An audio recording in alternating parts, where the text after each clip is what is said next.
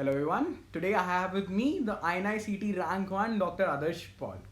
So we both decided मेरा junior है 5 years junior 2016 batch Amazonian and now getting all India rank 1 in the INICT May examination conducted just recently.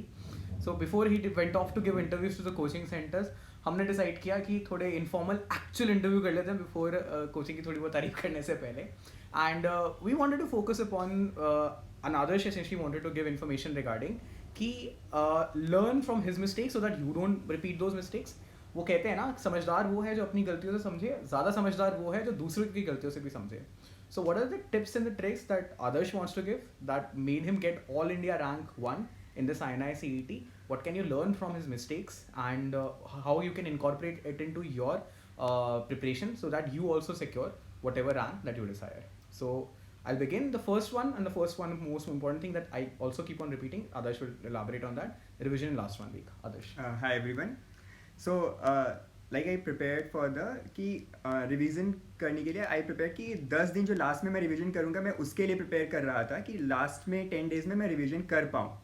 Because आप अगर पहले आपने अगर उस तरीके से प्रिपेयर नहीं किया है और आपने ये 10 डेज़ के स्लॉट्स में अगर आपने रिवाइज एक बार पहले नहीं किया है so it would be difficult कि आप लास्ट के 10 डेज़ में रिवाइज नहीं कर पाएंगे.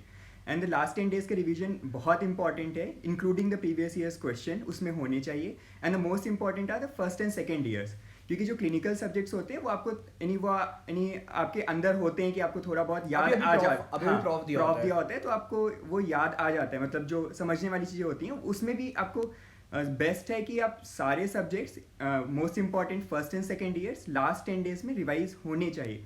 इवन लास्ट डे क्या रिवाइज करना है ये भी बहुत इंपॉर्टेंट है. लाइक जो हाई सब्जेक्ट्स हैं जिसमें याद नहीं रहता है, जैसे एनाटमी हो गया, वॉलेटाइल सब्जेक्ट्स हैं, फॉरेंसिक हो गया, बिकॉज फॉरेंसिक के लॉज हैं आईपीसी सेक्शन से जो कभी वो एक दो क्वेश्चंस पूछ लेते हैं एंड दे आर स्कोरिंग. मतलब आपको एक क्वेश्चन जस्ट आपने लास्ट दिन पढ़ा और वो याद हो गया. और इसका उल्टा ये है कि अगर आपने वो क्वेश्चन भले ही बहुत अच्छी तरीके से 3 महीने पहले या 1 महीने पहले पढ़ा है, एक बार आप पढ़ चुके हैं, लेकिन लास्ट डे नहीं पढ़ा है तो वो नेगेटिव हो गया, मतलब आपको नहीं आ रहा है उस समय. So that is very important कि आप लास्ट 10 डेज का प्लान बना के लास्ट 10 डेज में रिवाइज करना is must. So what do you think should be the book that what did you use as far as the last 10 days revision is concerned? So first aid is a very good book. For first aid से मैंने micro and जो micro and biochem I revised from that. Apart from this all other subjects मतलब जो उनके notes थे मेरे पास और उसमें मैंने add किया हुआ था. So the important thing is कि revision करते वक्त आपको 2 जगह पे नहीं जाना पड़े, आपके पास सारी चीज़ें एक जगह पे कंपाइल्ड हो, क्योंकि उस समय आपके पास टाइम बहुत कम होता है. You have to do it very fast. So वो इम्पॉर्टेंट है. मैंने फर्स्ट एड से सिर्फ ये 2 सब्जेक्ट्स किए थे, but overall it is a very good book because बहुत सारे junior seniors and even those who prepare for USMLE, और मेरे कई दोस्त हैं जिन्होंने यूएसएमएलई दिया सिर्फ ऐसे प्रैक्टिस के लिए, उसके बाद उनकी INI-SET में भी काफ़ी अच्छी रैंक आई, उसके बाद उन्होंने फर्स्ट सेकेंड ईयर के लिए नहीं पढ़ा था अच्छे से तब भी. सो इट मीन्स कि first and second year specially काफ़ी अच्छा है फर्स्ट एड में. तो वो रिवीजन का एक सोर्स हो सकता है कि जिसमें आप उसमें सब कुछ ऐड कर लें तो आपके लास्ट टाइम में जल्दी रिवीजन हो जाएगा. What he basically wants to say is कि आखिरी 10 दिन में तुम्हें ये पता होना चाहिए, तुम्हारी सारी की सारी पढ़ाई ऐसी होनी चाहिए कि आखिरी 10 दिन में रिवाइज कैसे कर पाएँ. और आखिरी 10 दिन के लिए specifically first and second year becomes more important as far as INI-CET is concern. और उसके लिए first aid is a good resource. सब कुछ उसमें कंपाइल कर लो. अगर फर्स्ट एड यूज़ नहीं भी करनी तो कोई और रिसोर्स होना चाहिए जिसमें सब कुछ कंपाइल होना चाहिए. So first aid or some other resource which compiles everything of first and second year towards the end, which you can revise in the last 7 to 10 days, becomes very important to secure a good rank. Like he says, pretty much everyone says, IPC आ जाता है, anatomy के question आ जाते हैं, वो anatomy वाला incident बता दे. So while preparing मतलब कई बार ऐसे क्वेश्चंस, मतलब एक बार हम लोग क्वेश्चंस डिस्कस कर रहे थे प्रीवियस ईयर्स के और उसमें ऐसा मतलब एक्यूट कन्फ्यूजन्स हो जाते हैं. जैसे मुझे एक बार हो गया कि लेविटर एनाई क्या मेल में ही होती है, मतलब मुझे लगा कि फीमेल में ही होती है. मतलब दीज आर नॉट कि आपको पता नहीं होती हैं चीज़ें, बट जब क्वेश्चन सामने होता है और एक्यूट कन्फ्यूजन्स ये सारे हो जाते हैं तो वो उस समय तो उसके लिए इंपॉर्टेंट कि आपने 10 दिन में लास्ट में रिवाइज किया हो. ऐसा नहीं कि आप 10 दिन में कुछ नया सीख रहे होते हैं, बट अगर वो नहीं करेंगे तो आपको याद आने में, रिकॉल होने में बहुत टाइम लगेगा. वहाँ पे टाइम नहीं होता है, कंफ्यूज हो सकता है. हाँ. अगर आपने आखिरी 10 दिन में नहीं किया, हो सकता है आपने पहले बहुत अच्छे से पढ़ा हो, बट एग्जाम के दिन मैं बहुत बोलता हूँ, ये याद नहीं आता कि स्क्रीन लेफ्ट साइड में होती है या राइट साइड में होती है अगर अच्छे से एक पॉइंट पे रिवाइज ना किया हो. So this is the first thing as far as importance as far as revision last 1 week is considered. Now we are coming to the something which is not controversial but we have a opinion, अगर तुम्हें अच्छी rank लानी है first INI-CET में, what is more important is first and second year rather than your final prof, and उसके बारे में what Adarsh wants to say. So this is about कि फ्रैंकली कि जो फर्स्ट एंड सेकेंड ईयर में स्टैंडर्ड टेक्स्ट बुक्स पढ़नी ही हैं, दिस इज मस्ट. उसके मतलब ये काफ़ी ट्रेंड हो चुका है कि people are seeing coaching videos as a first line thing. मतलब दे आर सीइंग, पहले वो कोचिंग वीडियोस देखते हैं, then they are going to standard text books और स्टैंडर्ड, एंड दे थिंक कि उससे हो जाएगा. मैं sometime not even going to standard. हाँ, समटाइम्स नॉट कि सिर्फ कोचिंग वीडियोस देख ली फर्स्ट एंड सेकंड प्रॉफ की एंड आगे बढ़ लिया, उससे प्रॉफ पास हो गया. हाँ. और पता है कि अच्छा एंट्रेंस में इससे पूछेगा तो क्या फायदा एक्स्ट्रा पढ़ने का. बट तो ये नहीं करना है. फर्स्ट एंड सेकेंड ईयर्स में इवन सारी standard text books, final years में भी स्टैंडर्ड टेक्स्ट बुक्स पढ़नी है. उसके बाद अगर आपको देखनी है देख लो, उसमें कोई दिक्कत नहीं है. बट इनको नहीं छोड़ सकते, इनके बिना अच्छी रैंक नहीं आएगी. क्योंकि दो स्पेसिफिक स्टैंडर्ड टेक्स्ट बुक कौन सी बताना चाहेगा? सो पैथ में रॉबिन्स के अलावा कुछ और नहीं पढ़ना है, कुछ भी नहीं पढ़ना है. एंड देन की फिजियो में मतलब गैनोंग पढ़नी है. मतलब इवन दूसरी टेक्स्ट बुक्स भी पढ़ सकते हैं, but Ganong I prefer personally. मैंने वही पढ़ी है, मैंने फर्स्ट ईयर में पढ़ी थी, तो that is according to me the best. मतलब और मैंने और भी बहुत सारी बुक्स पढ़ी थी फन के लिए. मतलब फर्स्ट ईयर में standard text books, standard text books तो वो पढ़ना इंपॉर्टेंट हो जाते हैं. उससे कुछ चीज़ें आपके अंदर चली जाती हैं, मतलब कई कॉन्सेप्ट्स और कॉम्प्रिहेंशन भी बढ़ जाता है. मतलब चीज़ों को समझने का जो एग्जाम में काम आता है, क्योंकि कई बार थोड़े से नए क्वेश्चंस होते हैं या डिफरेंट ट्रिकी से क्वेश्चंस होते हैं. बेसिकली व्हाट हैपेंस, अगर तुम कोचिंग वीडियोस देखोगे ना, your thinking will be limited जो कि कोचिंग वीडियो में पढ़ाया होगा. अगर स्टैंडर्ड टेक्स्ट बुक पढ़ी होगी तो दिमाग खुला रहता है एंड कुछ नया सा क्वेश्चन आता है एंड ट्रिकी सा पेपर आता है जैसे इस बार आया था, तो उसको अटेम्प्ट करने में हेल्प होगी अगर स्टैंडर्ड टेक्स्ट बुक पढ़ी होगी.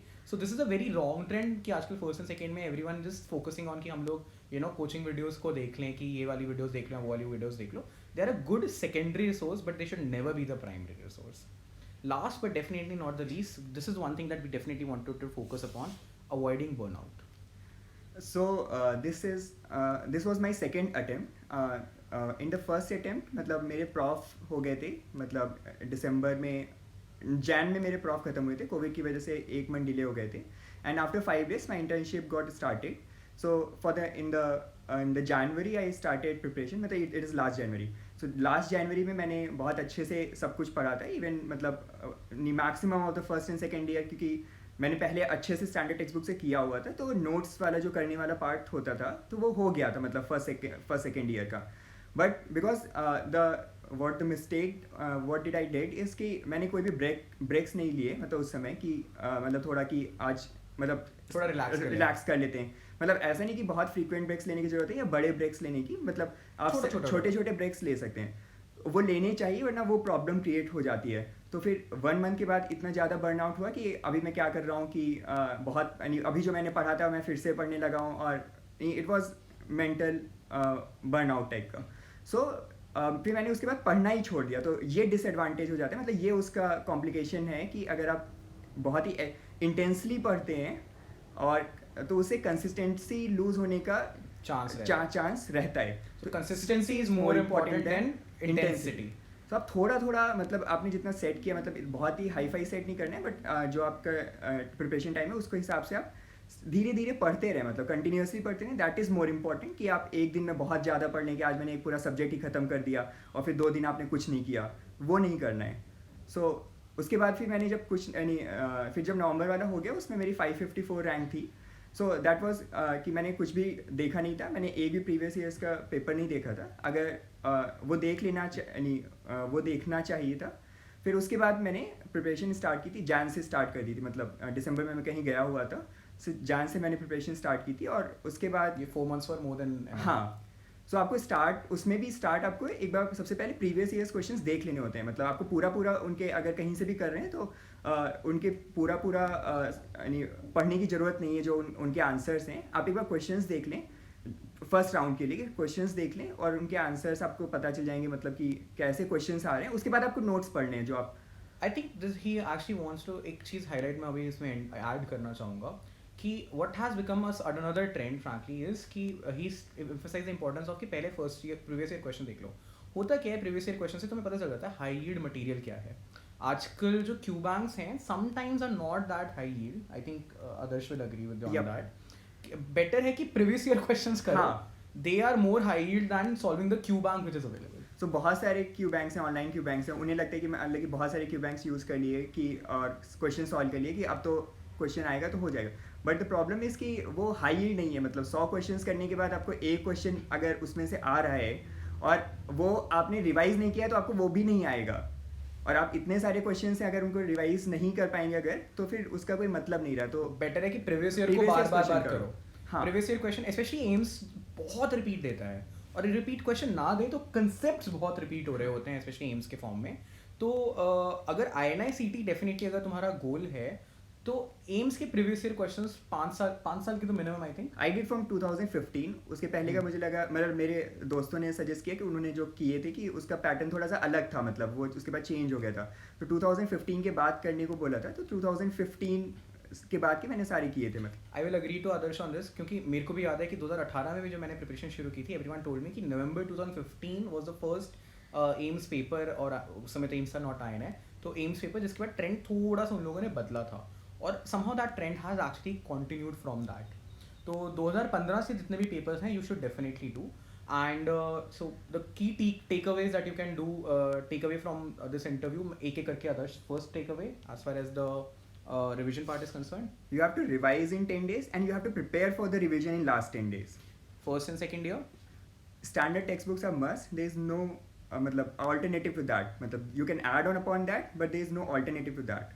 And last but definitely not the least, take breaks, be consistent. मतलब don't be just in any intense. Be consistent. So I hope you guys enjoyed the videos, and like I've said, keep किसी का भी हो सकता है, and everyone can crack this exam. It's just a matter of preparing in a way कि you are more focused in your study rather than कि सब कुछ पढ़ने में भागे रहो, है ना. I think Adarsh will agree on that, है ना. तो प्रीवियस ईयर क्वेश्चंस करो, फर्स्ट एड से रिवाइज करो, and try to avoid burnout. So thank you and have a nice day. Thank you.